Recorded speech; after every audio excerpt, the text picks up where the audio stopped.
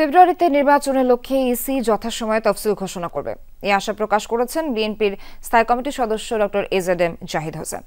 সকালে physiotherapist association of বাংলাদেশের নির্বাচিত কমিটির নেতারা দলের প্রতিষ্ঠাতা জিয়াউর রহমানের সমাধিতে ফুলের শ্রদ্ধা জানান। এ সময় বিএনপির স্থায়ী কমিটির সদস্য জাহিদ হোসেন বলেন, জনগণের চাহিদা অনুযায়ী রোডম্যাপ ঘোষণা করে নির্বাচন কমিশন যুগোপযোগী সিদ্ধান্ত নিয়েছেন।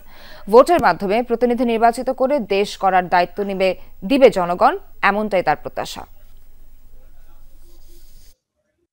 দেশের যে মানুষের যে চাহিদা, মানুষের যে আকাঙ্ক্ষা, দেশকে আগামীর বাংলাদেশ হিসাবে গড়ে তোলার জন্য দায়িত্ব পালন করবে, সেই দায়িত্ব প্রয়োগ করার ক্ষমতা কার আছে? ক্ষমতা হচ্ছে জনগণের। আর জনগণ এই দায়িত্ব দেওয়ার উপায় হচ্ছে একটি সুষ্ঠু অবাধ জাতীয় নির্বাচন। সেই নির্বাচনের যে রোডম্যাপ গতকালকে নির্বাচন কমিশন ঘোষণা করেছে, আমি নিজের পক্ষ থেকে বাংলাদেশ জাতীয়তাবাদী দলের পক্ষ থেকেও মনে করি যে এটি একটি সময় উপযোগী এবং মানুষের চাহিদার সাথে সামঞ্জস্যপূর্ণ একটি পদক্ষেপ।